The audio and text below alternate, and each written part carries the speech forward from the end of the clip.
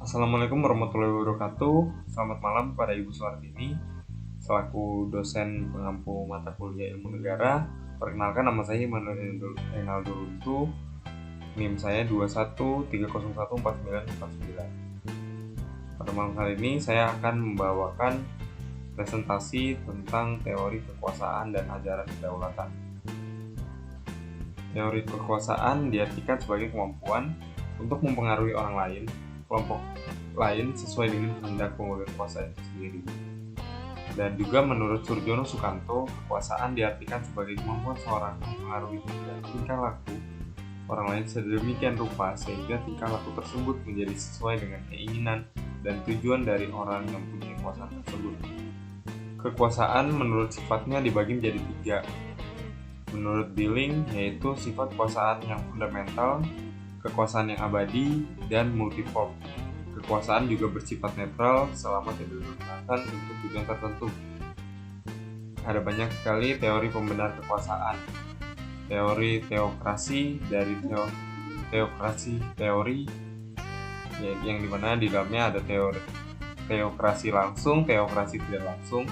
Kemudian ada teori kekuasaan yang bersifat fisik maupun ekonomi, teori yuridis yang di dalamnya terdapat patriarkal, patrimonikal, dan perjanjian. Ajaran kedaulatan. Kedaulatan dapat mengandung arti kemerdekaan negara itu bebas mandiri, kuasa tertinggi negara pemegang kuasa tertinggi, kekuatan kemerdekaan dan kekuasaan harus memiliki kekuatan. Jean Bodin memberikan pengertian kedaulatan adalah kekuasaan tertinggi untuk membuat hukum di dalam suatu negara yang sifatnya tunggal, asli, abadi, dan tidak dapat dibagi-bagi. Kedaulatan juga dibagi atas kedaulatan internal dan eksternal. Teori kedaulatan meliputi kedaulatan Tuhan, kedaulatan negara, kedaulatan hukum, serta kedaulatan rakyat. Tipe-tipe negara. Tipe-tipe negara dimaksud adalah tipe negara yang bersangkut paut dengan kekuasaan. Tipe negara menurut sejarah itu dibagi menjadi tipe negara timur purba bersifat teokratis, pemerintahan bersifat absolut. Tipe negara Yunani kuno, tipe negara kota, demokrasi langsung karena jumlah masyarakat sedikit. Tipe negara Romawi dipegang oleh kaisar, bersifat mutlak atau absolut. Tipe negara abad pertengahan, kekuasaan yang bersifat dualisme seperti rakyat dan raja, pemilik dan penyewa tanah, negarawan dan gerejawan. Ada kaum penentang raja, yaitu kaum Monarch-Homazen. Tipe negara modern berlaku asas demokrasi, dianut paham negara hukum dan negara kesatuan.